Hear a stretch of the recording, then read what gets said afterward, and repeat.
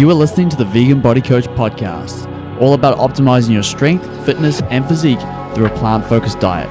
My name is Jackson Burton, and I'm a nutrition and training coach for vegans, the plant-centric, and plant-curious. I'm sitting down with athletes, experts, and influencers around the world to inspire you to create your best vegan body yet.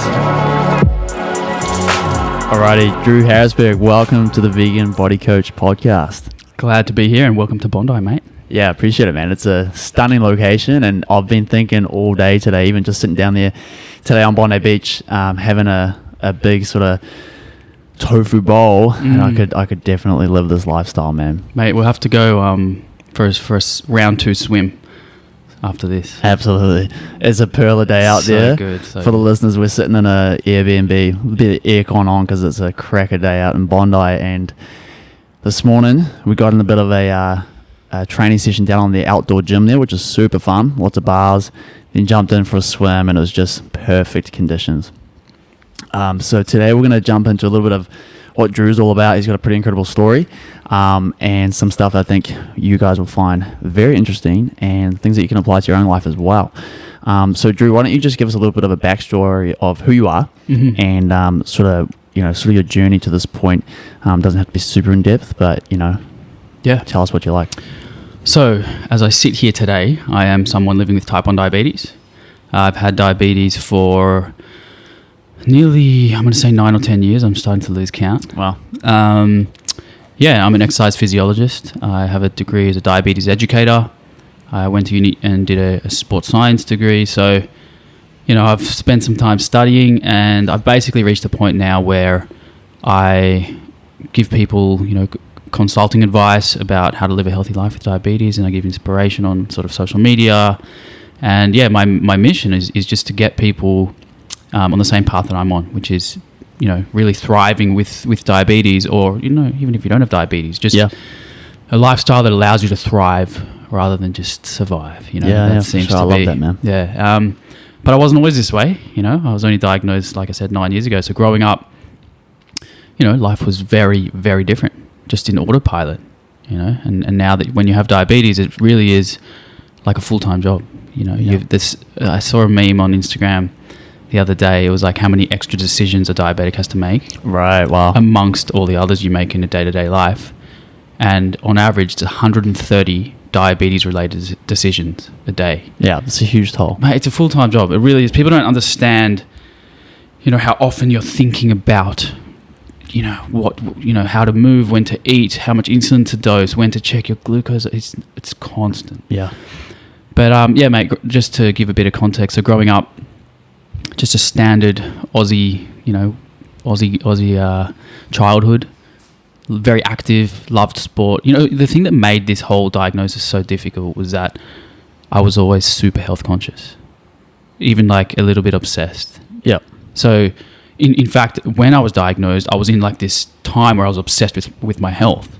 So it was like the hardest news to take. Yeah, for sure. But I had a pretty standard upbringing. Yeah. Active guy, ate, what I thought was a healtty diet. Yeah. Did my best. So you already thought you were a pretty healthy guy when you got the diagnosis. So even tougher to take. But I think it's probably a good point to bring up now as to how someone actually develops type 1 diabetes, because I think there's a lot of misconceptions out there, or just confusion about the differences between, say, type 1 and type 2.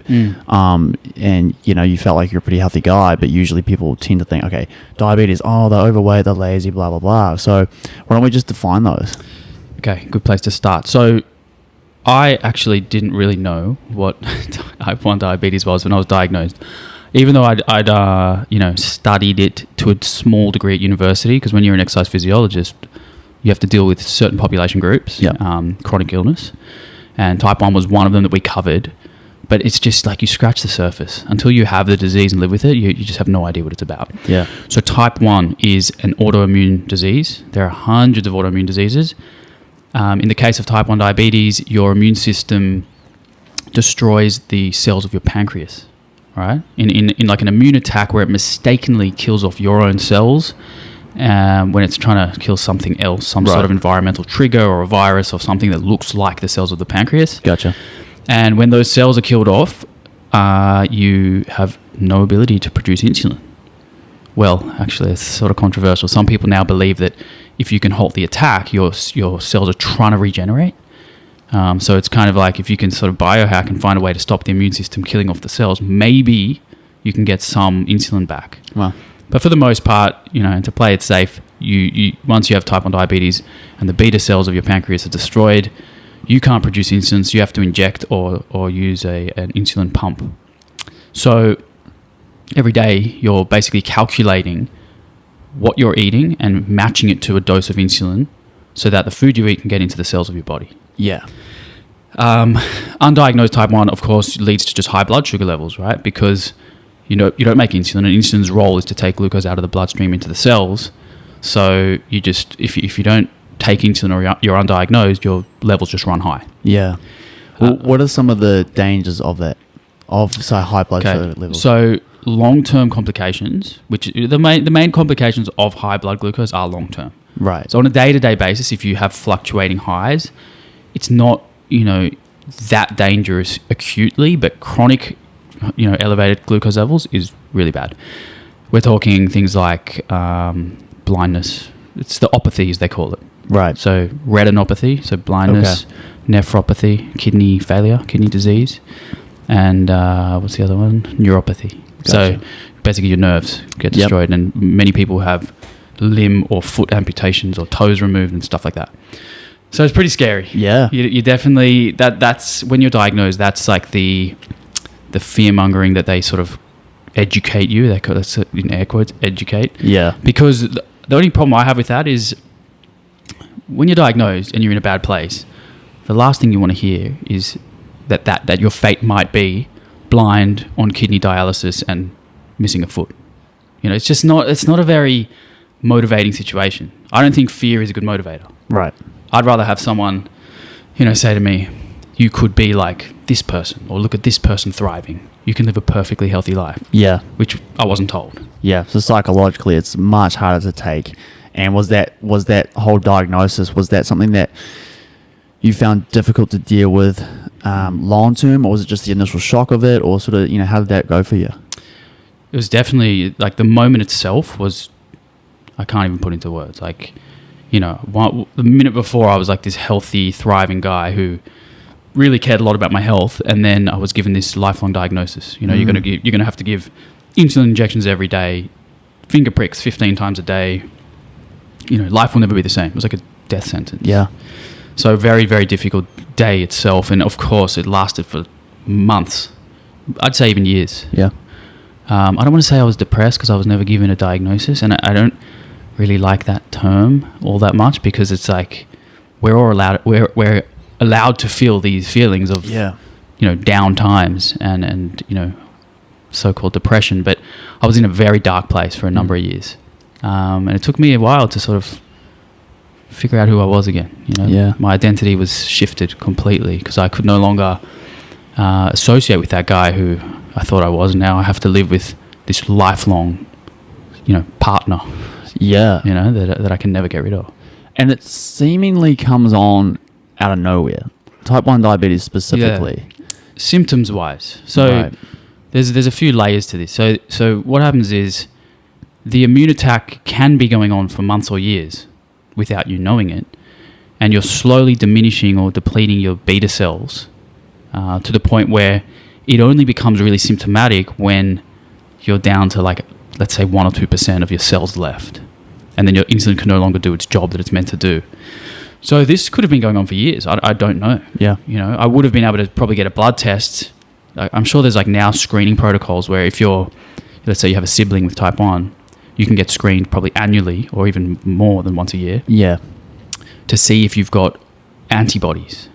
Because it's pretty clear when you have this autoimmune antibodies showing that you're under attack. So I don't know how long it was going on for, but then when you get to the point where you're no longer producing enough insulin, the symptoms are pretty obvious. At the time I didn't know, but in hindsight, pretty obvious. So things like weight loss, because the food you're eating isn't getting into the cells of your body. It's sitting in your bloodstream, or you're excreting it through urinating. Gotcha. That's why your kidneys are under the pump. So you lose weight, you are thirsty all the time, you're urinating all the time, you're hungry, you're exhausted because you're basically starving. Right. Even though you're eating food physically, Yeah, it's interesting. the nutrients aren't getting where they need to go. Yeah. What else? What other symptoms? Those are the main ones. The 4 T's: tired, toilet, thirsty. What was the other one? Come on. No? Hungry? No. Did you say hungry? Yeah. Anyway, there's a few. There's a number of symptoms. Yeah. Just to be clear as well, I mean, now's probably a good time to explain the difference between type 1 and type 2. Yeah. So type 2 diabetes, you have the same symptoms. You have the same high blood sugar levels as the main characteristic, but the mechanism of which that occurs is very different. Yeah. So in type 2, it's not autoimmune. So you don't have this attack going on. Your pancreas should be functioning properly. You're insulin resistant at the level of the cell, right? So people with type 2 diabetes in the beginning are still producing insulin. It's just not working. That key isn't able to unlock the gate to the cell to let glucose in. So as a result, you get this buildup of glucose in the blood. And of course, you experience the same symptoms. But over time, you can eventually become insulin dependent, where you get this pancreas burnout. So your pancreas is trying so hard to produce more insulin, and it just loses the capacity over time. And then you're basically an insulin dependent type 2 diabetic. Right. Or a person living with diabetes is more politically correct. Gotcha. Yeah, so that's the main difference. But interestingly, not only are the symptoms very similar, the management is very similar. Okay. And that's kind of where I've sort of bridged the gap between the two and sort of get rid of this stigma around diabetes. As one is, self-inflicted. Most people say, like, yeah, type 2, you gave it to yourself. Which, I mean, there's an element of truth, but also there's a genetic element to both. There's so many layers to this. We shouldn't reduce it and be too judgmental. Yeah. And what I try to say is, regardless of what type you have, if your lifestyle takes care of it, you can manage it really well, both type 1 and type 2. Absolutely. So that's a good sort of segue into the nutrition side of things, because you get diagnosed with either type 1, type 2, and obviously the people that are diagnosing you are not nutritionists, dietetics in that realm. So they're going to give you the generic advice for nutrition. So what was the nutrition advice they gave you to, I guess the whole goal is to try and manage your blood sugar levels, right? And the better you manage that, the less insulin you need to take and the less strain on your body it's going to cause. So managing it through diet is a very effective way. But what was the initial sort of recommendations, and then what did you find happened because of that? So interestingly, the advice was not what you just said. I mean, your advice would have been better, where you want to get to a point where you're not needing as much insulin, because insulin itself can be very dangerous. If you overdose, you can die. So I wish that was the advice, but the actual advice that I was given was eat whatever you want, like literally eat whatever you want. Just live a normal life, give the insulin whatever dose you need, just give that. So basically their advice was, if you like cake and pizza, that's okay. You didn't cause that. Those things didn't cause type 1 diabetes. Therefore, go eat those things, but just give a lot of insulin. Yeah. I swear that was the advice. Yeah. So there was no point where they saying you can make a shift and take responsibility, even though maybe those foods did or didn't cause it. Forget about that. There are options that you can do in terms of eating that are going to be better for your insulin requirements. It's such a shame, because there's obviously a lot of people that do get this diagnosis and they're getting the same advice. Yet, who diagnosed you? Was it a general doctor? So it was a diabetes clinic, and it was a diabetes educator and an endocrinologist. Yeah, so they should be giving you more. If that's their speciality, they should be giving you a little bit more advice on how to manage things. Yeah, what I think, in hindsight, what they were doing was they realized that I just had a life-changing moment, and they wanted to sort of take it easy on you. Yeah, fair enough. The last thing they want to do is tell you, okay, you just got this life-changing disease. Now you have to change the way you eat, the way you move. It's too much to handle. And I think what they were saying was, and they are right, you can get away with those foods, but it shouldn't be recommended to like, hey, go ahead and do it. Yeah. Like, I wouldn't recommend anyone eat those foods whenever they want, whether you have diabetes or not. That's just saying, like, food quality doesn't matter. It's all about the numbers in your bloodstream or the macros. Like there's so much more to food than that. Right. And, sadly in the beginning I took the advice and I ate whatever I wanted. I wasn't eating like junk food, but I wasn't focusing on quality. It was a numbers game. And that's one of the problems with, having a mindset of it's, live and die by the numbers is you forget about like zooming out, looking at the big picture. Yeah. So you get obsessed with macros. I was always counting. Well, you do have to, to a degree, count certain macros because, each macronutrient affects your blood glucose levels big time, especially in the combinations. If you just have carbs on its own or with some fat and protein, like it matters. So you need to be mindful and understand that macros matter, but not be like hyper focused on macros all the time. And that's what happens with people with diabetes a lot. Yeah. It's very common. I think though, I guess it is important to know some nutritional, be semi-savvy with nutrition, knowing what carbohydrates and protein and fats are and knowing how they do affect your blood sugar levels differently. And especially when combined, like whether you're having carbohydrate on its own, whether you're having it with protein or with fats, just for reference. So my father has type 1 and, the level of nutritional knowledge that he was probably educated with throughout his initial years with it was probably very little. And so to the point that the understanding of, okay, if I eat this, what is it going to do to my blood sugar levels? Which, if there's not an understanding there of what's going to happen, there's a high likelihood of a low blood sugar level where you can, go into we can basically pass out and, you're having to induce high sugar products to bring them back type thing. Or the other way, like you said, you take too much insulin. So I think there needs to be that understanding there. Did you kind of figure that out on your own, or did you just start tracking your food, or? Yeah, I think you're right. Like a baseline understanding of macros and understanding what's in each food and what your food's made of is great. Everyone should sort of know that, right? Regardless of your disease state or what your goals are, it's good to know what's in your food. But diabetes is focused on number one. The main number that we're thinking of all the time is there's a biomarker. It's HbA1c, hemoglobin A1c, which is a 3-month average blood glucose level. So you get that checked every 3 months. You get a blood test.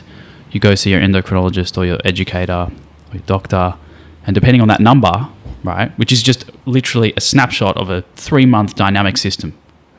Depending on that number, your doctor will say, either if it's in the normal range, great, well done, you're doing a great job. Or if it's high, you're not doing a great job, you need to improve your management. The problem is that number tells you nothing about fluctuations daily. So because it's an average, I could be having a blood glucose of 2 and 20 all day long, and it'll average down, right? Right. But I want my standard deviation to be tighter. So that's the first thing they tell you is just get your HbA1c good. But they don't tell you about fluctuations daily or try be between this and this, as a realistic goal. They don't give you that advice mostly. I'm sure some people do, but mostly. And most diabetics I've spoken to feel the same way. In fact, I was at the clinic. I was at this diabetes clinic doing my accreditation. Like I had to do hours for my university to get my degree. And it's crazy. This guy comes in and he's very, disappointed with his management. He's not happy. He's having 1.5 to 25. Massive fluctuations, like a roller coaster every day. Severe lows to the point where he's like almost passing out, and then severe highs where he's like lethargic and can't digest his food and feels horrible. Yeah. So he comes in and voices his, concerns, and then they check his HbA1c, and it's pretty normal, right? Because the average somehow you ended up with a decent, not normal range, but slightly outside the normal range, maybe 7, which for someone with diabetes isn't too bad. Yeah. So the doctor at the clinic was like, congratulations, your HbA1c is great. Keep doing what you're doing. Right. And he's like, no, but I can't function. Yeah. Like I'm passing out almost every day. And that's the problem. It's that we need to empower people to actually understand that they can control it better. And they don't have to just go on this roller coaster of blood sugars all day long. Yeah. And this applies to everyone, by the way. Yeah, for sure. Not just diabetes. Even if you don't have diabetes, your lifestyle will affect your daily fluctuations of insulin and glucose. Yeah, I think it's so relevant to everybody. I don't think it should be, just like, oh, he's got diabetes, so he has to control his food a little bit. It's like, you can reap the benefits of this no matter what, because everyone has high blood sugar, low blood sugar, everyone releases insulin, so we can control this and, like you said, find that middle ground a little bit better. So you've gone through a bit of a journey of trying to find the diet to help you do that. And I think one of the initial ones you did dive into was paleo. Yeah. And so do you want to discuss a little bit about why you chose to dive into that, and then how that sort of stemmed into where you are now in terms of your nutrition? So right after I was diagnosed, I did what the educators told me, and I ate whatever I wanted, basically. And I ballooned up in weight. I gained a lot of weight really, really fast because I didn't have any insulin being produced. Everything I was eating was just going to my bloodstream. Right. So I was essentially like on a crash diet for months without knowing it, because I was eating food, but it wasn't getting in there. Right. So I lost all this weight. My metabolism would have slowed down. I probably would have been metabolically damaged. And then I all of a sudden got this insulin, this powerful anabolic hormone, reintroduced all this food, and then all of a sudden, boom, I just blew up. And that insulin is just driving all those calories into tissue. Yeah, that's it. And it's been stored. That's literally, it's a storage hormone. That is its job. Is it's the most anabolic hormone. It drives nutrients into the cells. Yeah.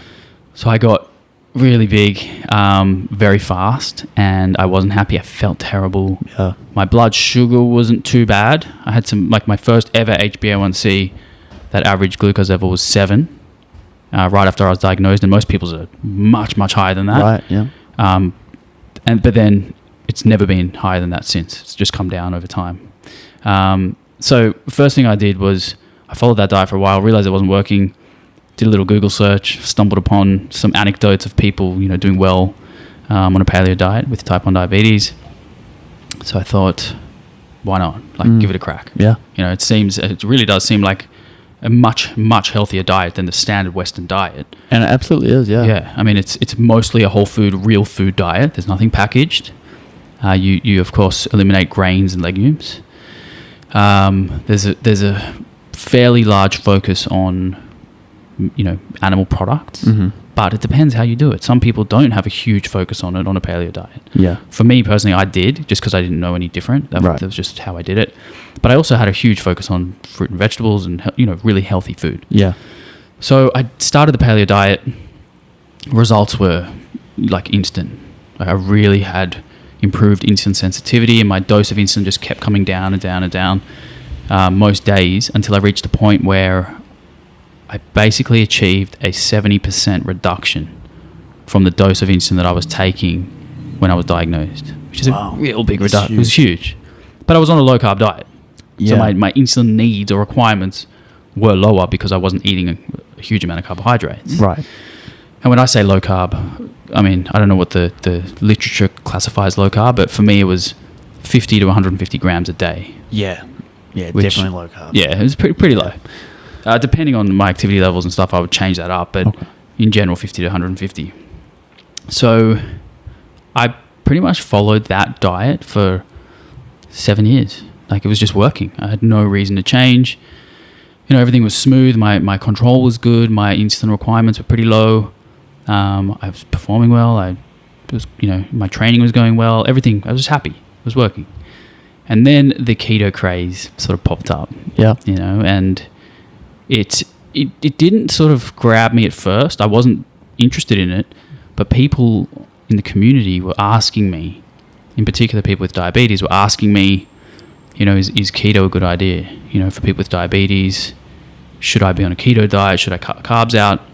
So you were already a bit of an educator, or someone who was quite prominent in the industry people would like to come to for advice for diabetes. Yeah, I mean, yeah. I'd sort of, I had a stance as an exercise physiologist with diabetes. Okay. So I had a social media following, and I had enough of a community that people would ask questions and want to know answers. Yeah.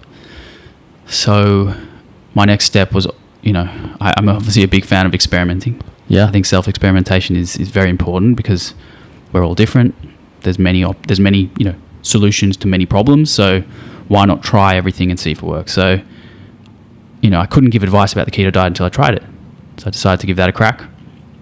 And for the first little while there, the first 2 months, I got some pretty good results, even better than on this paleo diet. So the difference between my paleo and keto phase was that I now reduced my carbs to 30 grams or less per day.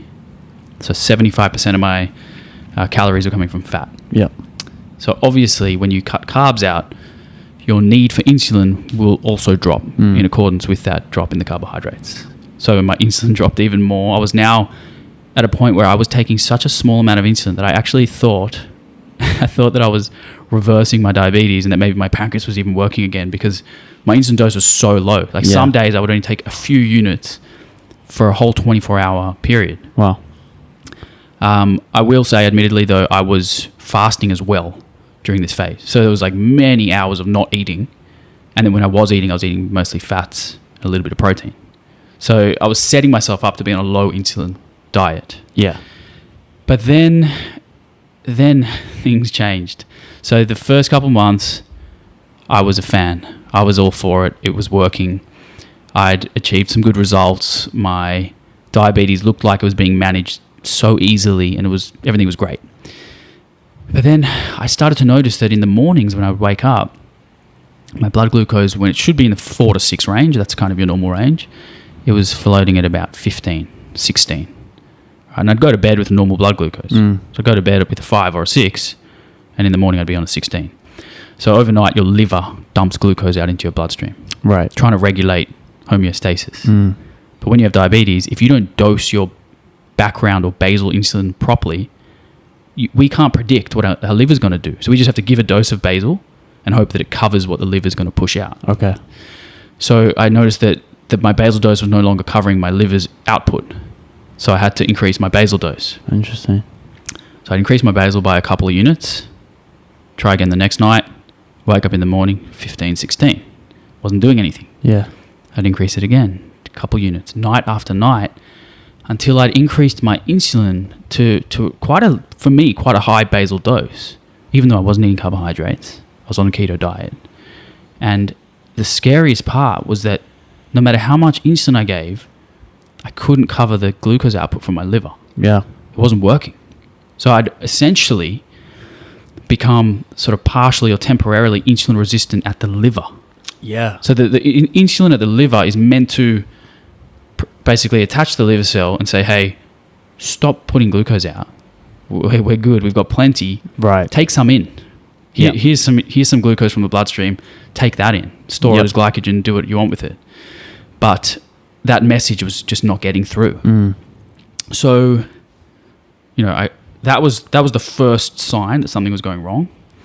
Then at meal times, if I were to eat, any even very small amounts of carbohydrate, like let's say I had a big salad bowl with broccoli, cauliflower, cucumbers, leafy greens, some nuts and seeds.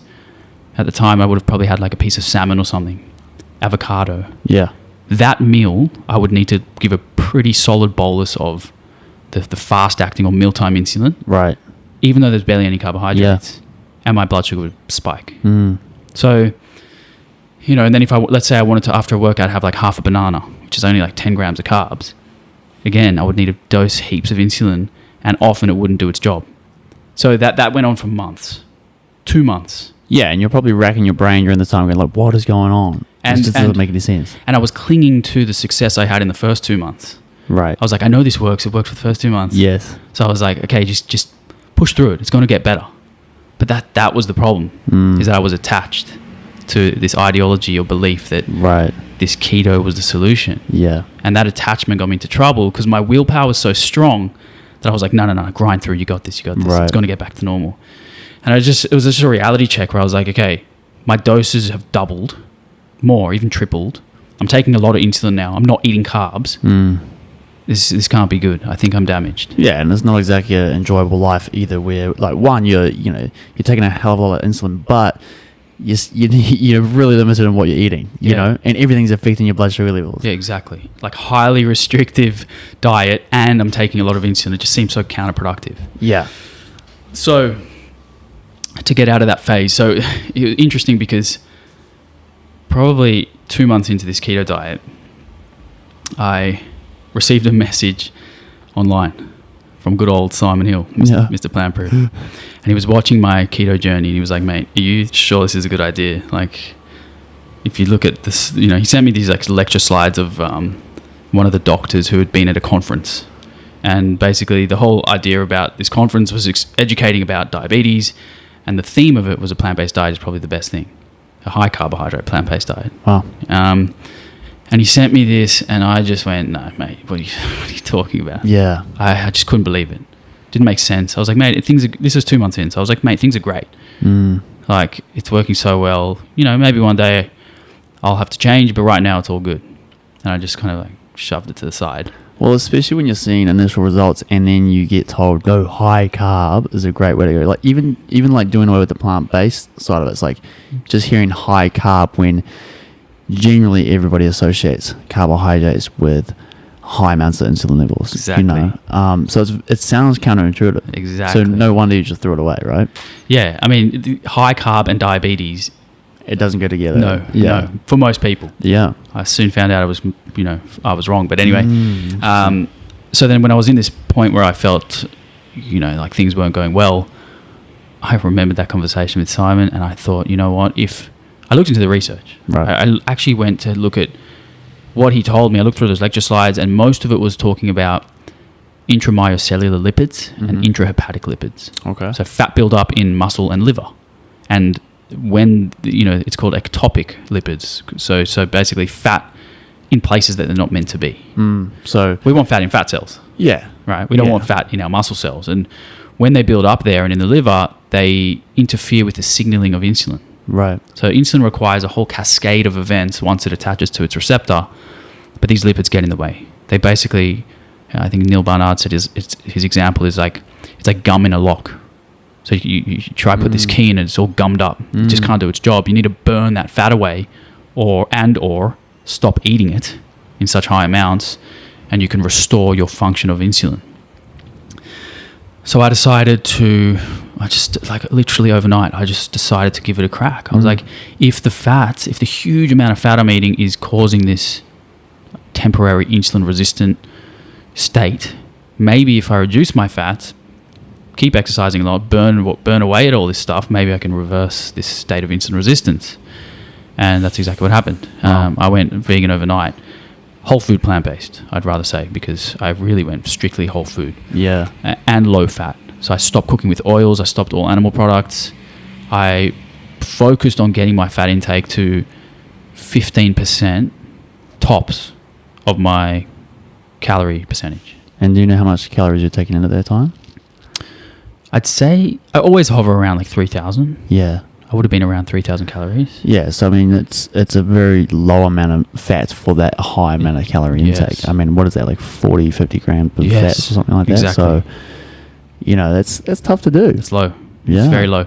But I was desperate. And I felt like if I were to fix or solve this problem, I just have to commit early, see if it works, and then I can play around later and dial my fats up or down or whatever. Did you also bring in carbohydrates at that time? Because that's a massive change. Slowly, slowly. Okay, so Yeah. there's a key there is to gradually very important. bring these in. Yeah, I'm glad you mentioned that. Yeah, so my strategy was cut the fats low, but don't just add back what I cut out in calories and carbohydrates overnight, because I was in a state of insulin resistance. It wouldn't have been a good idea. I would have needed tons of insulin.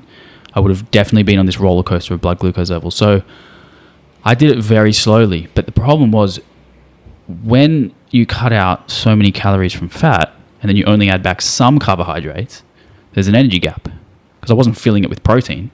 So I basically was on a low-calorie diet now. Yeah. Right? And on that low-cal diet, I lost weight pretty fast. Yeah. Which I was okay with because, part of this experiment, part of any experiment is, like I said earlier, not getting attached to anything and also surrendering to whatever the outcome may be.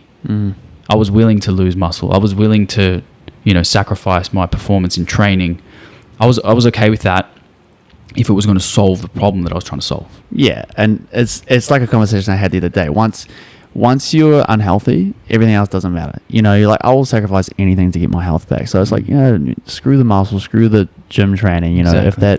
If that falls apart, at least maybe I'll have a chance of being healthy. But just really quickly going back, were you overweight at the time in terms of body fat percentage? Or when we talk about this ectopic fat, that actually doesn't show up as body fat percentage. It shows up more so, like you said, it's stored in the muscle, stored in the liver. Yeah. So the latter. I was definitely not on the outside. You wouldn't have thought anything was wrong. Like when I was in the keto phase, I was very lean. Right. Like sub 10% body fat. Well, yeah. Really, like I felt great, but it was just this metabolic turmoil that was going on inside. Well, so it was like, what do they call it? Tofu. Thin on the outside, fat on the inside. That's what I felt. Yeah. So on the outside, I looked great, but on the inside, I felt like everything was just clogged up. Yeah. The machine just wasn't operating properly. So, I didn't have much weight to lose in terms of fat mass. So when I cut my calories low, went fully vegan, I lost 5 kilos pretty quick. Yeah. A lot of it was muscle. Right. I lost some fat as well, though.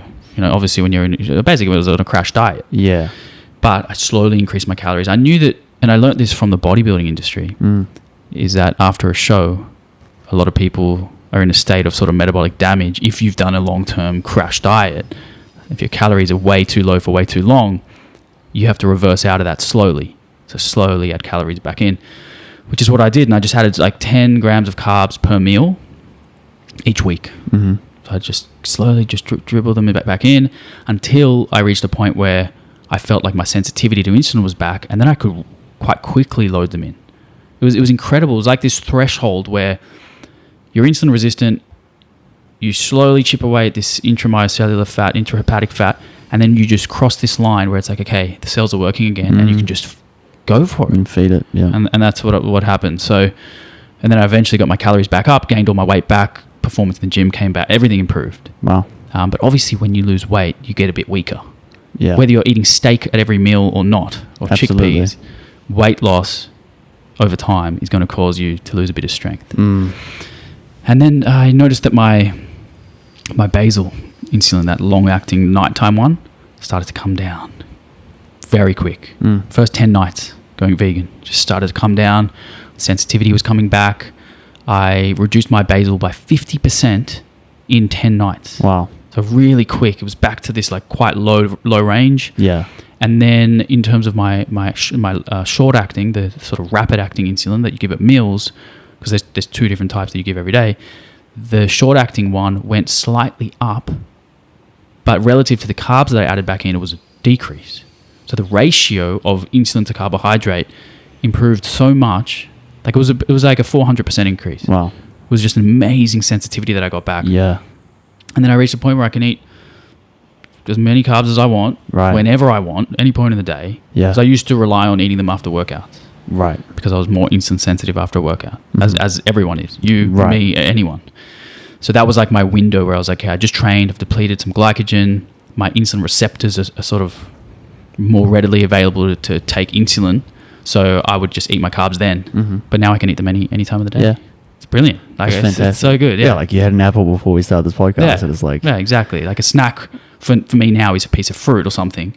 When before, no way would I touch a piece of fruit. Which is just something that anybody, diabetic or not, who is doing a keto-based diet or even just a low-carb diet, they're just missing out on so much. And that's what I come back to all the time. I'm like, you know, I do want to dive into the keto side is because it's so popular right now. It's effective at weight loss for various reasons, which you can get into. But it's just so restrictive in terms of the foods you can include. And I don't know anybody who has stuck to keto for a long period of time. It's just not sustainable, you know, on your lifestyle. I mean, most people who class themselves as doing keto generally are probably just doing a low carb diet because most of them are having like a pizza on the weekend and, you know, still saying they're keto. And it's like, well, now you're out of ketosis, so not really, you know, like I think there's some big misconceptions about it. But yeah, look, it's really effective at dropping weight initially. Look, we're increasing satiety. High fat foods are hugely satiating, which is, again, as a nature of that, reducing your calorie intake per meal, and the weight's going to come off. But I think long term, following that as a long term approach, like yourself, do you think for the general population who's just doing keto for weight loss would experience the same buildup of ectopic fat and have this sort of insulin resistance occur to the point that if they did say have that pizza on the weekend with the guys, they're going to severely, they're going to have a huge insulin resistance to that meal. I really do believe that. I have seen even some research showing that is the case. That if you look into the scientific research, if you put people on a high-fat diet, they become a little bit more insulin resistant than if you put people on a low-fat diet. Fat tends to make people more insulin resistant. Then it depends on what you're eating it with, right? Yeah. So let's go back a couple steps. Firstly, I think a lot of people are eating a keto diet, but if you're not checking your ketones, you don't know if you're in ketosis. So really, you're eating a keto mimicking diet. You don't know. Like, you have to check these things. Otherwise, you're like, yeah, I've been keto for a year, but have you? Have you been in ketosis? Have you checked your blood? Have you checked your urine, your breath, whatever? Yeah. We don't know. And is the benefit of being in ketosis that you're using those ketones for energy? Yeah, and so for most people, they'd say, well, I've got better cognition. A lot of people with diabetes say, type 2 diabetes, I've reversed diabetes since being on a keto diet. But that's not true reversal of diabetes, because you've cut out carbohydrates. Yes. So diabetes is characterized by the inability to tolerate carbohydrates, right? Glucose intolerance, right? So when you eat glucose or carbohydrates, your blood sugar spikes. That's how you characterize diabetes. So if you remove glucose and carbs and your blood sugar goes back to normal and you're off your medication and you looks like you don't have diabetes anymore, you don't know that because you haven't challenged your body with glucose. You haven't proved to yourself that your body is now capable of metabolizing glucose. Yes. So true reversal of type 2 diabetes is to be able to eat carbohydrates and not have diabetes-related symptoms and responses. Yep. So normal insulin, off your medication, normal glucose levels in response to a meal that contains carbs. Then you've proved to yourself, okay, I don't have diabetes anymore. I can eat carbohydrates without any of these problems happening. Yeah. Very, very different. Yeah. I think that the general population of keto eaters, there are benefits. There are benefits. You can lose weight.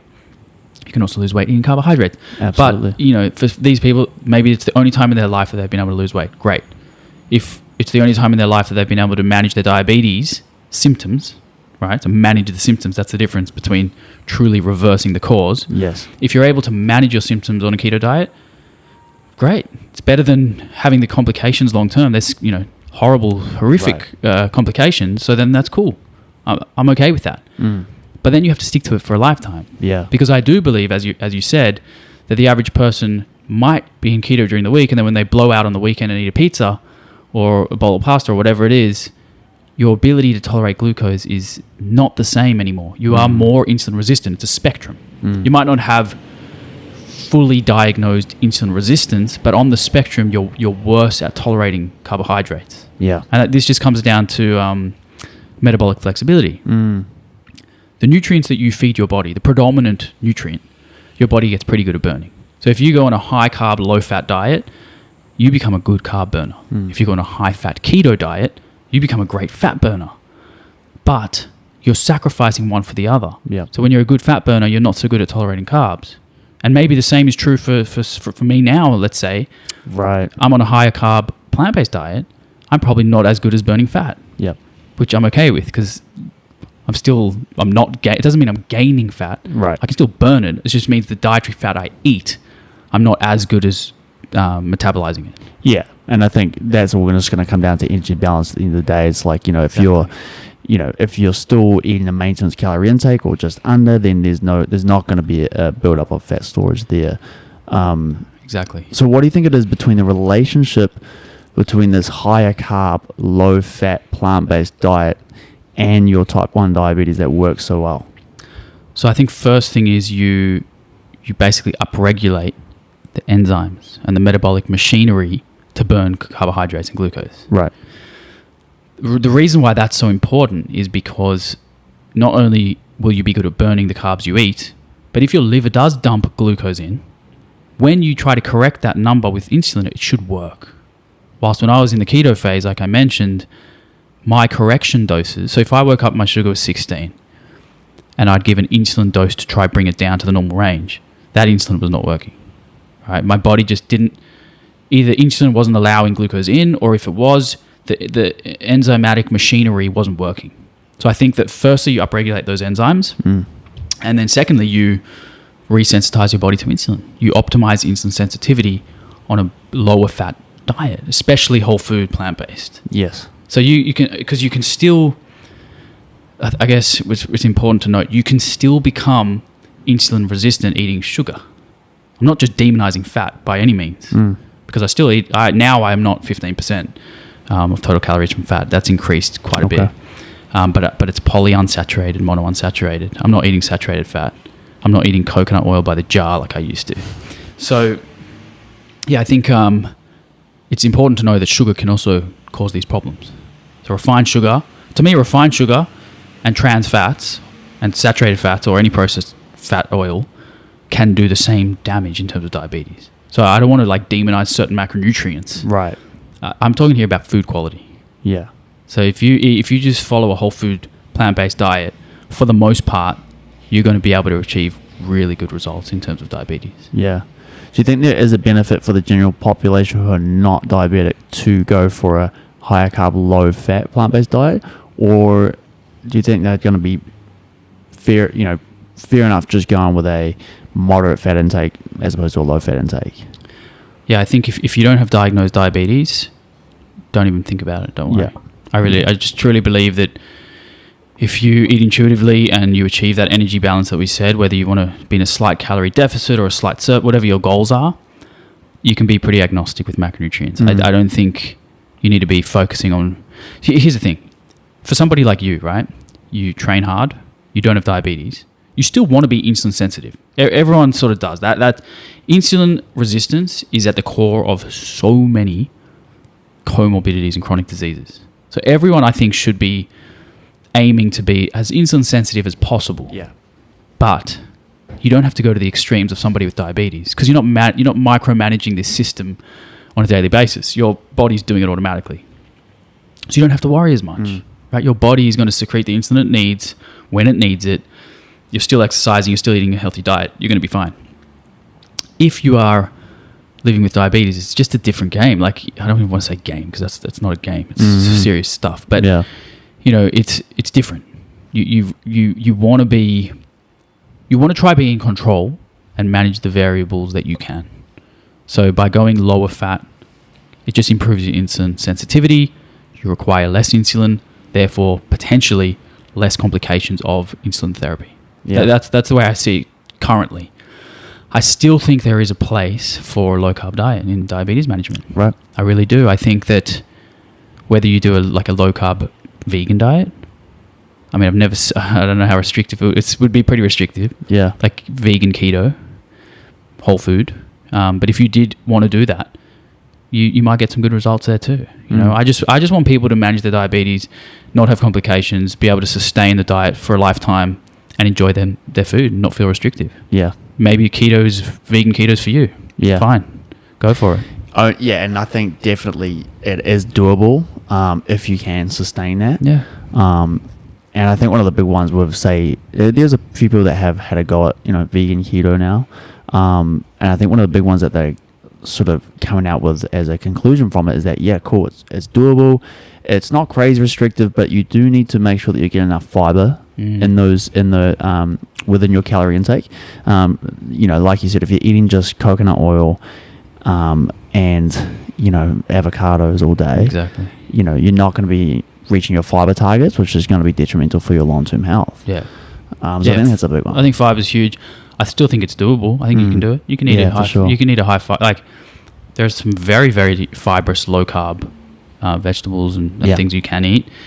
Again, it just comes down to the individual. What are you willing to sacrifice? Can you sustain it long term? Are you enjoying your food?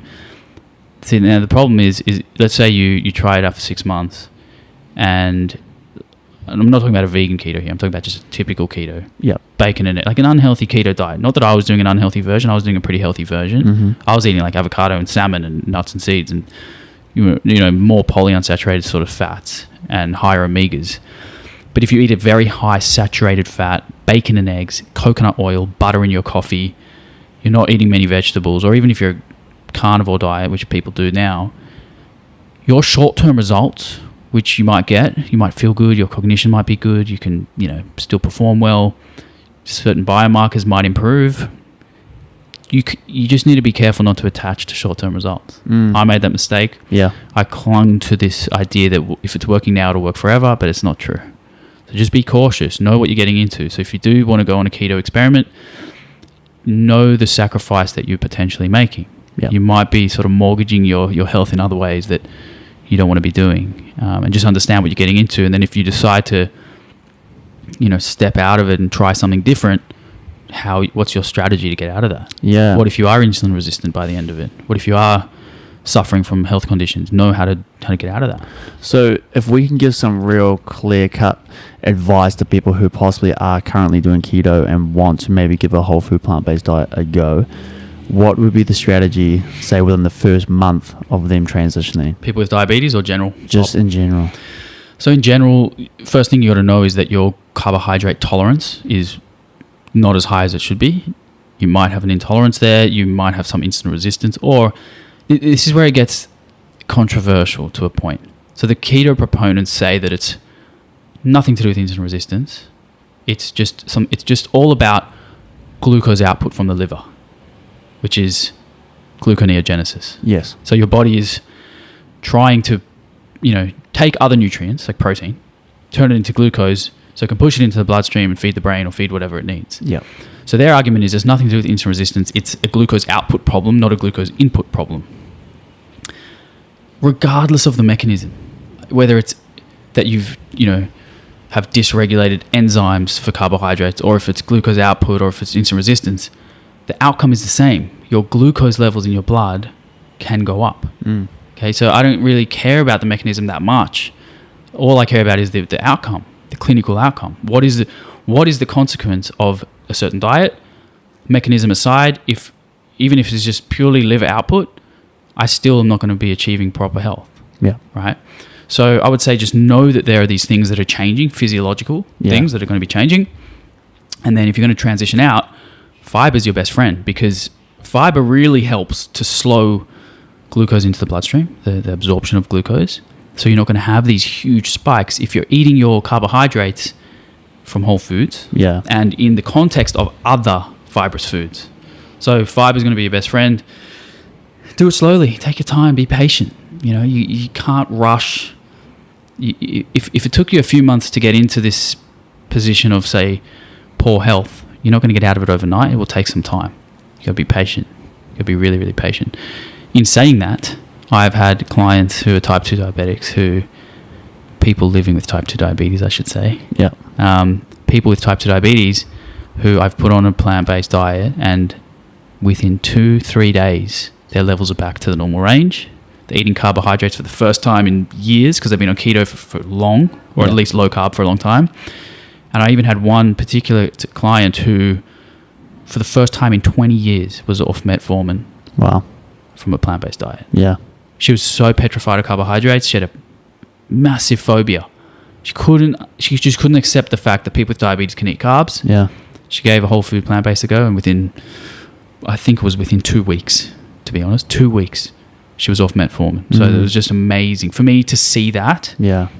I know it works for me. I'm type 1 diabetic. I know it works, but seeing it work for someone with type 2 was just amazing. It was really cool. It's just, it's results you can't argue with. And for me, it's just so hard to imagine what that feeling would be like, going from this long-term low-carb diet to actually maybe biting into a banana or having a jam sandwich. You know what I mean? Like, it would just be like, even from my early years of doing low-carb diets and, doing that for 8 to 10 weeks, and then, having the odd like cheat meal, or like, after the diet type thing, having that first incredibly high carb meal. I mean, it's the most amazing thing in the world. So I can't even imagine for these people, it must be life changing for them. Well, the reward center in the brain just like goes crazy. Yes. And also, you're reintroducing foods that, I think one of the biggest difficulties is the psychological barrier of accepting carbohydrates as they're not the enemy. They have been blamed for something that perhaps it's not actually their crime, which is high blood sugar levels. Yes, they trigger it, right? Of course, carbohydrates can trigger high blood glucose levels, but they're not the root cause, right? So they can trigger symptoms. I give the example all the time of somebody with celiac disease. Somebody with celiac disease, when they remove gluten from their diet, it looks like they've reversed celiac, right? The symptoms disappear because gluten is a trigger of symptoms. But, we don't say that gluten causes celiac disease. We just know that it triggers symptoms. Right. I feel like diabetes is, you can draw a parallel there. Yeah, totally. Carbohydrates trigger the symptoms, high blood sugar, but they didn't cause the diabetes in the first place. It might have been something else. That's so good.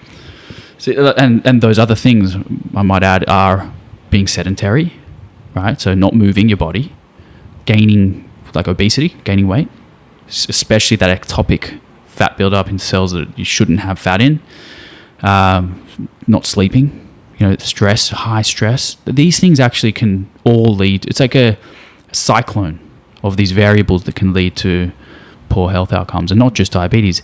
You can manifest a chronic disease in many other ways, but the sort of the pathogenesis or the way, the variables that all add up, it's pretty, I don't want to simplify it and say it's easy, but it's kind of obvious. Like exercise every day, sleep well, manage stress, eat a healthy diet, and for the most part, you're going to be a pretty healthy person. Yeah, something everybody, should be doing. I think one of the big ones to bring up though, and I'll ask you this question, is what would be your go-to carbohydrate sources to include in this hypothetical scenario? Because I think the key is to know that it is a whole food plant-based diet. So it's a whole food in terms of we're not bringing back in, highly processed foods full of sugars, your orange juices, your muesli bars, these types of things. It's like, okay, so what are some of the carbohydrate sources someone should include? Okay. So yeah, the ones that I would say stay clear from first are obviously anything refined. So juice, even though it comes from a whole food, it's refined. It still is refined. Yeah. White flour. It's like stripping the food of its fiber, and you're basically just having a dump load of glucose and carbohydrate. Yep.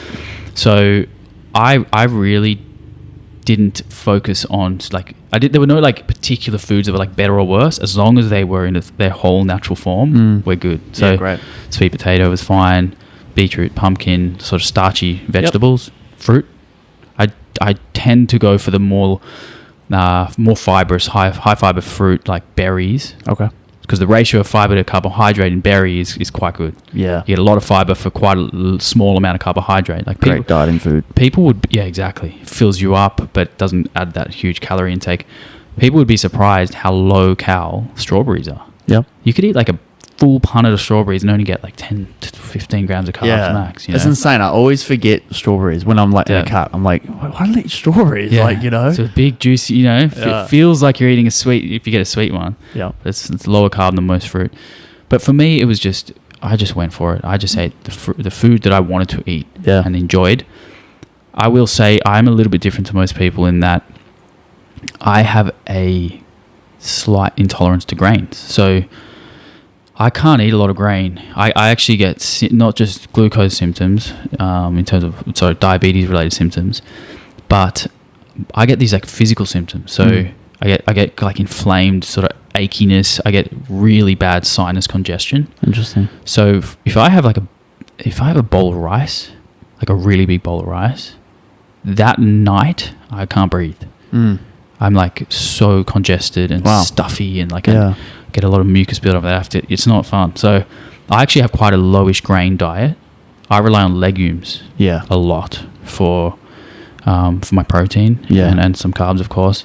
But yeah, I tend to stay clear of grains. But if they're a whole grain, or even a grain-like seed, like quinoa or something, I think people just, yes, you can eat these things. Yeah. Don't have to worry. Yeah, and it's individual dependent. Like you said, you might have a lower tolerance for some of these grains due to whatever mechanism. But people should be trying to include these whole foods in their original form. And I think one of the big kings there is the legumes because there's just so many benefits to them. Yes, you've got the protein. Yes, you've got huge amounts of fiber. They are a good quality carbohydrate source. They come with iron. They're just so they're just longevity promoting. So I think that's a big one to try and include. So what would your typical day of eating look like now, Drew? I mean, I know today you've had a smoothie bowl, an apple. That's pretty much all I've had so far. But so I do like to fast in the mornings. Yeah, I really don't like to eat early. I'm not hungry. So first thing I do is I wake up pretty early, sunrise-ish, and I head out with my dog, long walk. Then I go for a swim, do a little bit, maybe some running on the beach, a bit of soft sand running, get a coffee, and then I'm pretty much good for the next few hours. Like I don't need to eat. Yeah. When I break my fast, if it's after a workout, I'll make like a monster smoothie bowl. Like really pack it with The beast. Yeah, I'll go for it. Like, usually almond milk based, but I'll add some frozen bananas, some frozen berries, maybe frozen mango. Some little bit of nuts and seeds on top, not too much because I'm still experimenting with combining fat and carbohydrate and finding that when I separate those nutrients, I do quite a lot better. Right. I can just predict my glucose levels better and I need less insulin. So I'm tending to separate those two, but I'll have a huge smoothie bowl. And then a few hours later, I'll make like a giant salad bowl, but I'll pack it with legumes and maybe I'll have a couple of pieces of it's like a sprouted, fermented, whole grain and legume bread. Huh. But the way in which it's prepared, because it's sprouted and it's fermented, I can tolerate a lot of it compared to like a refined sort of rice or something. Yeah. So I can eat that and I'll have some avocado and hummus and mate, and then snacks I'll have, a handful of nuts or seeds, fruit.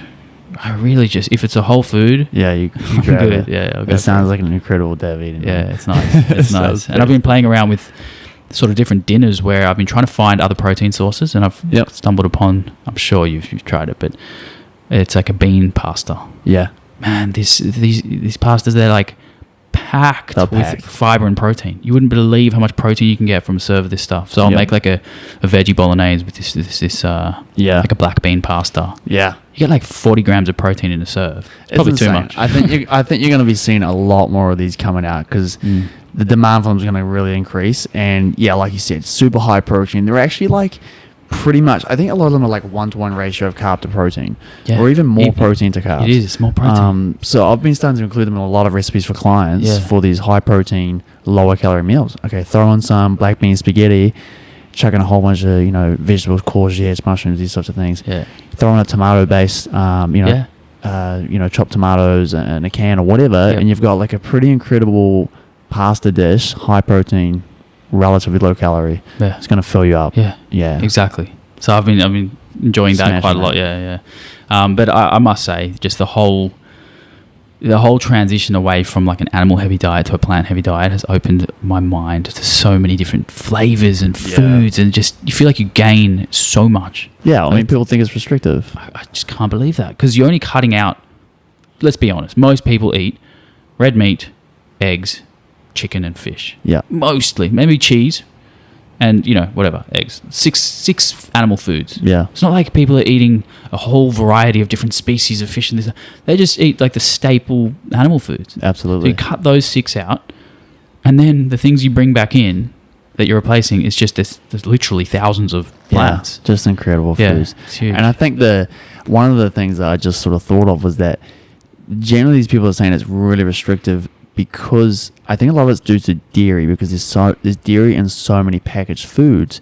So usually it's the packaged foods that they're like, oh, I can't have this now, I can't have that now. So they're feeling like it's extreme, it's restrictive. It's like, well, if you just ate more whole foods in the first place, you wouldn't be feeling like it's restrictive, because most of the whole foods are plant-based. And then over time, your taste buds will adapt and change. Yeah, you definitely adapt. I also think that we're addicted to foods we don't even know it. Until you find a reason to sort of eliminate them from your menu, like cheese. Right. I really think it is just highly addictive. There's some research on that. Yeah, there is. Yeah. It's a case of morphines. Yeah. So it's like it acts on the brain just like morphine. It's crazy. Yep. And I mean, it makes sense that we get addicted to dairy from an evolutionary lens. If we look back in time, it makes sense. You want to be addicted to your mother's milk. That's right. So you can survive. Yep. Problem is, we're not babies anymore. We're drinking the wrong mother. Yeah, the wrong mother's milk, exactly. Yeah. So it's been a year plant-based. You just had your anniversary, right? Yeah. Okay, cool. Over a year, yeah. So have you noticed differences in your physique, in your training, performance? What's going on there? So initially, I had that weight loss, gained it back once I figured out that I just had to up my calories. Yep. The thing is, I actually took with me a slight carb phobia for many months. Yep. And the problem with that... To be expected. Yeah, to be expected.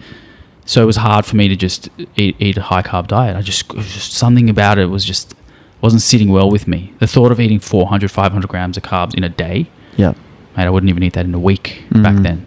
So it took me a while to understand that, hey, firstly, carbs, they don't make you fat. People think they do, they don't, in context.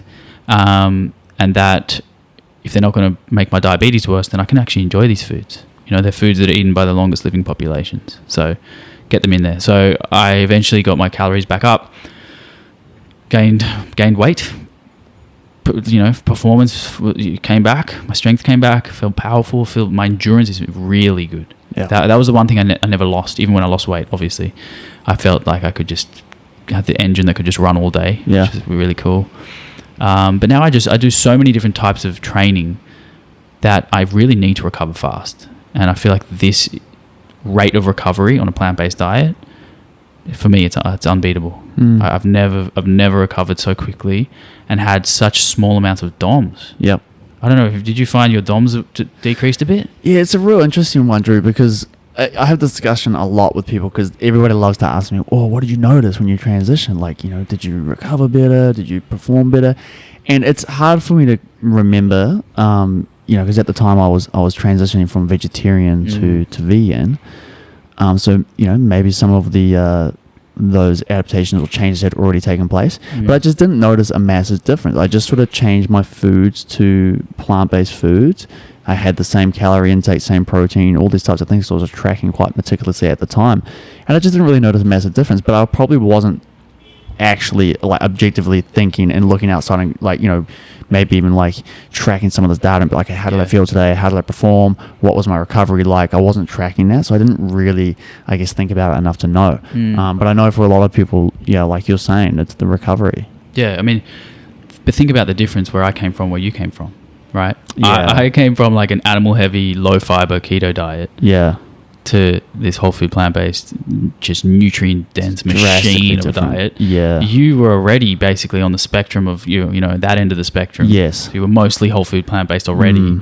So that makes sense. Like if someone transitions from a fast food McDonald's diet to a plant-based diet, imagine how good they're going to feel. It's going to be insane. Yeah. So I think it depends where you're coming from. Yeah. What are we comparing it to? Yeah, for sure. So I think, and also, you know, the reason why I felt physically so much better was because when I was at the end of this keto phase, mate, I kid you not, I could walk up a flight of stairs and my legs would burn like I just did 100 reps of squats. Interesting. Just walking up a flight of stairs, mate, there was something wrong. I don't know if my lactic threshold changed or what was going on, but metabolically, there was something wrong. I literally couldn't walk up a hill without burning quads. It's pretty bizarre. You know? And it was not like I was training legs every day. Like I'm just talking a general day. Yeah. So, and then if I did work out hard, I'd have to push through like severe pain. Yeah. And then the next day I was a wreck. Interesting. But now that doesn't happen anymore. Yeah. And your training is there's a lot of variety in it now. I mean, we did some bar work this morning. You often do rope climbing. What's your schedule looking like? It's just very autonomous. Every day is going to be different. It's what I feel like doing. Yeah. Not just what I feel like as in psychologically, like what I'm going to enjoy, but what I feel like my body needs. Cool. So I'm really just playing it intuitively and listening to my body. So if let's say for example, I wake up and I feel very strong, I'm going to do a strength session. Yeah. I'm going to lift heavy weight. I'm going to use that strength that I've got. So I might go to the gym and do heavy deadlifts, squats, weighted pull-ups, weighted dips, bench press, whatever, shoulder press. Big stuff, yeah, I'll lift something heavy or compound. If I wake up and I feel like my muscles are sore, but I want to get my heart rate and lungs going, I'll run the soft sand, swim across the bay. You know what I mean? Like really just depending on the day, whether it's going to be a cardio day, maybe it'll be just an active rest day, swim and a walk with my dog or numerous walks. Other days it'll be just body weight, climb a rope, do what we did at the bars, you know, just some pull-ups, some dips, push-ups. And then, you know, if I feel like, if I kind of feel like I'm in a bit of a rut and need to change things up drastically, I'll surf or play a sport or, you know, just enjoy. I just want to enjoy it. That's the thing. You know, there's so many ways to move. Yeah. I think structured exercise is just one small spoke in the wheel of movement. With movement, you can move in so many ways. Yeah. You know, and I think people get stuck with like the top 10 ways to move, which is like, you know, you name the exercises people know. Yeah. There's so many other ways you can do it. So I tend to just every day wake up, see how I feel, and I'll just do that. Yeah, and I love that. I think that's long term where I want to be myself. You know, for the last little while, the main goal is hypertrophy. So it's a lot of time in the gym, and you know the big focus is there. But I love that idea of just being, completely auto-regulating it, just getting up and going, okay, like I'm going to go sprint on the sand, or like I'm going to go and climb a mountain, or I'm going to go and lift today. There's just so much. And I do that now to a certain extent, but there's a lot more focus on gym work. Which is fine and great if that's your goal. Yeah. I just don't have those goals at the moment. Yeah, and like you said, the enjoyment side of things. I tell people all the time, I'm like, I don't really care what you do. Like people who are like leaving my gym or something like that, I don't really care what you do. I just want you to move, be active, and do the form that you enjoy, because you're going to do that the longest, and you're going to stick to it, and it's going to, it's going to give you long-term health benefits. Exactly. So, whether that is climbing a rope or lifting weights in the gym. 100%. But I do think there is an important piece of this that we need to sort of mention, is that all of these ways of moving have different unique benefits. Right. So let's say you just love powerlifting and you decide that all you want to do is lift heavy weights, you're a power lifter, but you decide, therefore, I don't need to ever do cardio or ever get my heart rate up. I don't think that's a good idea. So whilst I do agree that just move in a way that feels right for you, do it every day, is great. But if you're neglecting other important aspects of fitness, try find a way to fall in love with those. Like, for example, I truly believe if you're a power lifter and you improve your cardio fitness, I think it will translate to better training. Because power lifters still do lift, not high rep workouts, but if you're doing 8 heavy deadlifts, and you have a heart rate and your heart just cannot keep up, your cardio sucks that bad that you have to sit down for 5 minutes after to catch your breath. Well, what if you got fitter in cardio? Maybe you'll be able to be a better power lifter. Yeah. And there's benefits of cardiovascular training for your heart health and other things, your vessels, that you want. Yeah, it's more than just performance. Yeah, exactly. Totally. No, I love that, man. It's a really good point to bring up. Yeah. So, do you have any tips for diabetics that are training in the gym? I think this is something that has a lot of confusion around it, and something I'd like to understand a little bit better is like, okay, should specifically a type 1 diabetic, should they be eating before training or eating after training or training fasted, or what's the deal? Great question. No one's asked me this. I love this. So I have many things that I think are going to be beneficial here. Firstly, you've got to understand that like something as simple as walking is so beneficial. Right. Okay. Walking after meals is fantastic. It is so good for everybody, but in particular people with diabetes, the research is so clear, it flat lines your blood glucose. So it sort of, you don't have as steep of a spike in blood glucose levels. So walking after meals is fantastic. In saying that, if you're type 1, you very likely will have to reduce your insulin dose at the meal before, because walking is going to do what insulin would do to a degree. And one thing I haven't spoken about is the mechanism of how exercise works and why it's so good, right? Which I'll get into in a second. But first thing is walking, but you might have to reduce your insulin dose, very likely. The next thing is resistance training, whether it's body weight, whether it's weightlifting in a gym, whatever. If you're contracting your muscles are like a sponge. Their job is to soak up glucose, right? So, I mean, amongst many other things, but if I just look at it with this reductionist approach to diabetes, muscle is like a glucose sponge. So we have this ability to store glucose as glycogen in muscle and in liver. But so let's say there's an influx of carbohydrates in the bloodstream, or there's glucose in the bloodstream. If you can get that glucose into your muscle and then stored as glycogen, you've firstly taken it out of the bloodstream, so you've improved your blood glucose level. But now you've got this fuel in your muscle that you can use for exercise, right? So resistance training is huge. It also increases insulin sensitivity. So after a workout, you need less insulin for a given amount of carbohydrates. Right. And also the other part of this, the mechanism that I wanted to mention, is when you exercise, you induce this what's called Glute-4 translocation. So Glute-4 is like a little vesicle that it's like a transporter inside of the cells of the muscle, which they translocate, or they move to the cell wall, let's say, and they provide a glucose gateway for glucose in the bloodstream to enter the muscle.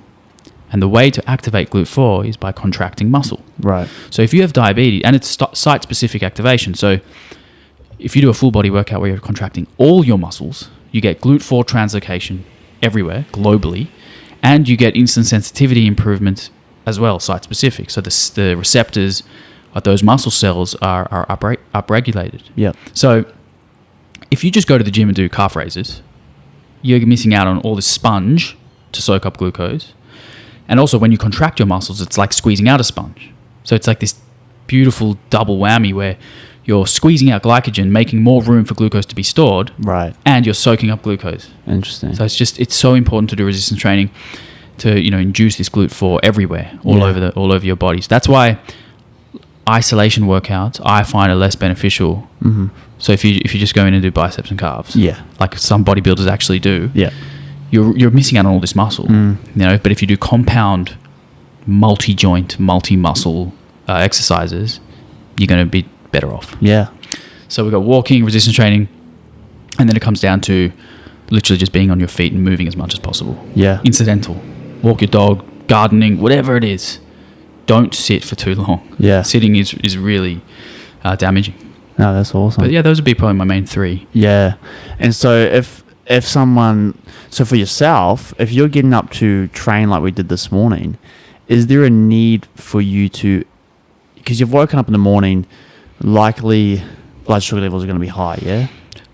Now that I'm plant-based and now that my dosing is fine, my levels are normal most of the time. Okay. My control is so tight. I'm so happy with it. So, mate, you know what? For the sake of this, I'm going to go through it. I'll look at my numbers. So, as I unzip my glucose meter, so old school this one. Most people have, like we were saying before, those devices that are attached to your body. Right. They give you continuous glucose monitoring. Yep. I still prick my fingers every day. So today, let's have a look. So I woke up at 5:16 and my blood glucose was actually a little bit low. So it's 3.7. Interesting. Which you want to be in the 4 to 6 range is kind of like the normal range. Yeah. 3.7 is a little bit low, but it's not dangerously low. And the reason why is the context matters here is that I didn't have the rapid acting insulin that can drop your blood sugar fast. I had none of that. From the last time I had that was dinner the night before, which was 7 o'clock. Right. So like 12 hours with none of that in my system. Yes. And my basal dose is quite low because I'm quite insulin sensitive at the moment. So that didn't concern me too much, but I would prefer to be at about 4 or 5. Then I met you, we did a workout, and after the workout, this is interesting, my blood sugar was 5.9, and that was just from my liver putting glucose out. Right. I didn't eat anything. Because we were training, so it was releasing more blood glucose, and you were able to use that for your training. Exactly. So there was a demand by my muscles and my body because I'm moving, and also in conjunction with naturally your circadian rhythm. You have this cortisol release in the morning. Everyone does. It's like called the dawn phenomenon, which in people with type 1 diabetes, they can see a huge spike in blood glucose during this dawn period. Right. Because the liver is pushing glucose out as a result of cortisol saying, hey, it's time to wake up. Yeah. Here's some glucose. And you get this spike. Yeah. Thankfully, I'm not getting that anymore. But I was getting a massive dawn phenomenon when I was keto. So if you were to wake up really high like that, you would then inject insulin, then go and train. Yes. So there's 3 options, I'd say. Number 1, inject insulin to correct it and don't train. Let the insulin do its job. Right. Number 2, get moving and see if that fixes it. Don't give any insulin.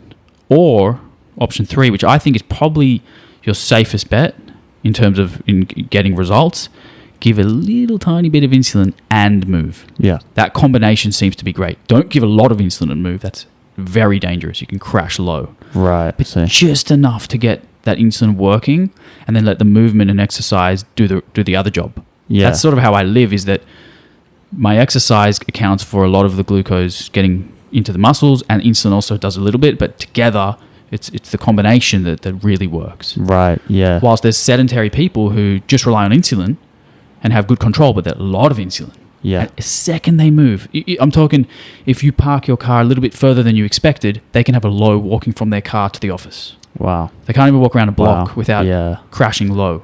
I don't want to go low. It's super dangerous. You can have a seizure, coma, death. Yeah. Feels terrible. So then on the other end of the spectrum, Drew, if you were to wake up with a low, like you did this morning, or even more so, would that mean you know, like we were doing a workout this morning, you're not going to go low, are you? Because you're going to go train, and then that's going to release more. It depends on your basal dose. Right. So that's why into individual matters a lot. I know my body. I knew that when I went to exercise, it would push me up to the 5.9, which it did. Okay. If I wasn't exercising, and I was going to be sitting for a while, which I never do, but some people do. Yep. You'd have to eat something. You have to eat something. Just to get a bit of glucose in.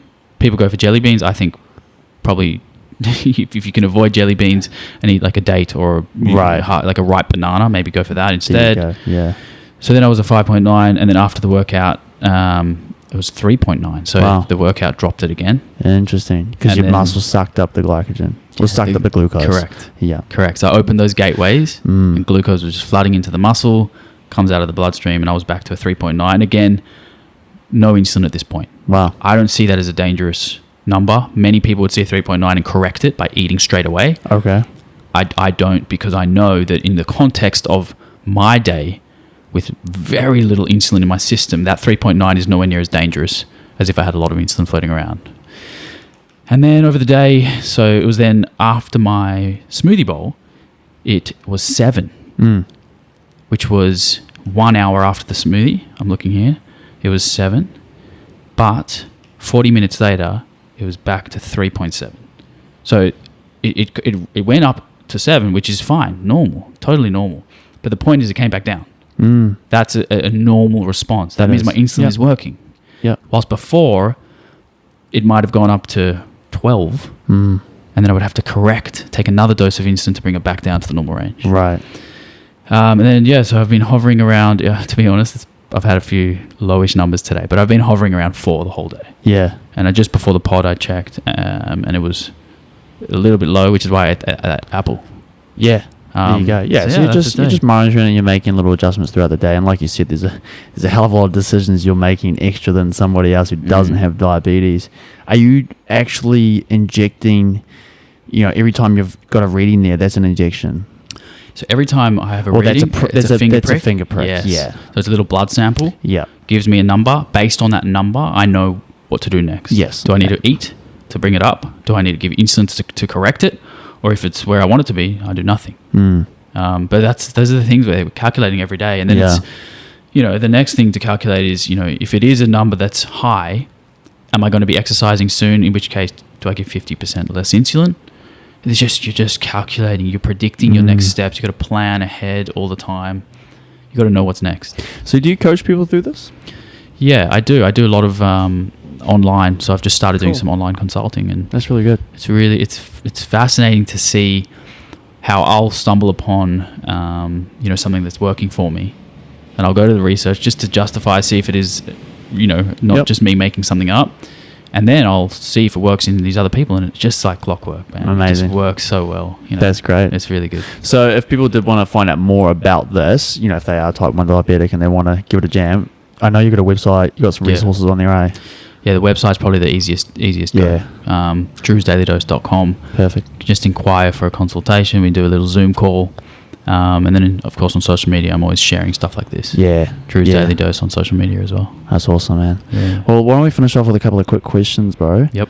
I did have them written down, but they have gone. So they're in your head. They're in my head. The first one was, what is your favorite eat spot in Bondi? Mate, it'd be shameful not to say Eden, right? You don't have to. No, but truly, the new Eden, it's so good. Just to know you've got a plant-based, fully plant-based menu. Yeah. Yeah, of course. Simon put that together with his girlfriend Tanya, and it's just awesome. What a vibe! Like, I go there very often. It's a good spot. Yeah, it's a good. You've been. It's a beautiful spot and amazing food. As we've talked about earlier today, we had the cauliflower. What are they called? Cauliflower popcorn bites. Popcorn collie. Insane. Yeah. Unbelievable. Come to Bondi and try that one out. Yeah. Second one was, I know you're into music, man. You grew up doing a lot of music. Is there any, what would be your favorite artist or song you listen to right now? Good question. So it's interesting because I did grow up loving music. I still love it. But diabetes really put that in the backseat for a while. So I wanted to be a musician. That was my dream. I had no interest in the health and fitness world in terms of as a career. Yep. I just wanted to be a musician, like a famous musician, travel the world, sell millions of copies. That was the dream. Yeah. Obviously, didn't quite happen like that, but I still did pursue it to a degree. I've recorded a few songs. I've got one's on Spotify at the moment, but I've got a couple more I'm going to release. So, yeah, it's still a bit of a passion. In terms of artists, I swear I get inspiration from the weirdest, like such a wide variety. Yeah. I couldn't tell you one right now. That's what it should be though, eh? Yeah. I mean, I'm the same. Like, I love my music, and grew up playing music, grew up playing drums, and my genres of music that I listen to is vast. Yes, me too, mate. It's like food. It's just like the diet. Yeah. Keep a wide variety. Diversity, man. Yes, diversity. So good. Yeah. One book everyone should read. So I'll tell you the one that I'm reading at the moment. I'm enjoying. I'm sure everyone's already read this. I'm late to the party. Sapiens is what I'm on. Yes. Have you read it? I just finished, man. Oh, really? I listened to it on audiobook because that's where I tend to get most of my reading in, but it's dense. Yeah. It's just so great. good. It's just a nice way to look at how we got here. Yep. And why do we do the things we do as modern humans, and where did we come from? Yeah. And I think that's important. And I know that the paleo crowd love to use that primal mindset to dictate what we do today. Mm-hmm. And I think it's important to know, Yep. but I don't necessarily think we have to live in accordance with our primal ancestors. That's right. Because we live in a modern world. It's just it's different. We evolve. We evolved. Yeah. Exactly. And I know that in the scheme of 2 million years of evolution, 10,000 years isn't much, but we're still, what works today? Yeah. What do we know works today? We don't have to necessarily copy what we think worked That's right. 10,000, 20,000, 100,000 years ago. Absolutely. But yeah, Sapiens, I'm enjoying that one. Couldn't agree more, man. And last one is, what is one thing someone can do today to improve their life and the people around them? You know what I'm going to say. Oh, what's it going to be? Find a morning routine, mate. Morning routine for me is like the Kickstarter. That you've got this opportunity in the first hour or 2 hours after you wake up to literally pave the path that you're going to walk for the rest of the day. Do you want to be a happy, productive person? Start your day with a morning routine that makes you happy and productive. So good. So get outside into nature, move your body, do whatever you want to do. Take your dog out, have a swim, have a cold shower, whatever it is. Just do something that makes you feel your best, and that will put you in a position of resilience. So you feel like no matter what happens for the rest of the day, you're good. Like, for example, our routine this morning was something I do most days. But when you put yourself through, let's say, a hard workout or a hard set, that self-inflicted pain is going to be the hardest pain you face all day because you had to do it to yourself. So no matter what happens for the rest of the day, if you have bad news, if work's difficult, whatever, you can handle it. Yeah. You've put yourself through some pain already, or a cold shower. We were saying this earlier as well. If you can put yourself through a cold shower for a minute or two, you're going to be pretty resilient for the remainder of the day. Yeah. So yeah, just kickstart your day with a healthy routine. Then every decision you make after that will probably be better, healthier decision, and most likely it's going to influence the people around you. So definitely that. I love it, man. So good. It's been awesome having you on, man. Nah, mate, thank you. Some really good discussions there. And I think that people are going to take away a lot from this one that they can apply, even if they're not diabetic, they can apply to their life. So, hope so. We'll get this one out in the near future. Awesome, man. It's been great to have you here, got to say. First time I've met you, but mate, you could slot right into the Bondi lifestyle. It's tempting, I tell you. Yeah, especially this little pad we're in. It's a good spot. It's a good spot. Yeah, man. I'll be back. Yeah, think about buying a pad here. I'll buy this one. Nah, it's awesome. Thanks, mate. All right, brother. Cheers. Cheers. Okay, friends. So how about that for an episode? We covered some stuff, didn't we? I super enjoyed having a chat with Drew, and I'm actually really looking forward to catching up with him again once I can get back over to Australia, back over to Bondi and see what's going on there. But guys, yeah, look, if you're looking into a keto diet, even if it's a vegan keto diet or omnivorous keto diet, have a think about some of the things we discussed in this episode. Cool. It may work for a lot of people, and it does work for a lot of people, especially in the short term for fat loss side of things. But there are some things to take into account if you're looking into that kind of eating pattern. Some things that may not show up until later down the track, or they may just put you in maybe a worse position for when you do want to reintroduce certain foods into your diet again. Some things to be very aware of when making some food choices. But I hope you took away some really good, practical take-homes from this episode that you can use in your own day-to-day lives, whether it's just lifestyle changes, whether it's some things around food that you can start to implement, or you just got some inspiration from the way Drew does his life and his morning routine and how he trains and things like that. He is such a good example of what a healthy plant-based lifestyle can look like. Guys, go follow Drew over on Instagram. The link is in the description.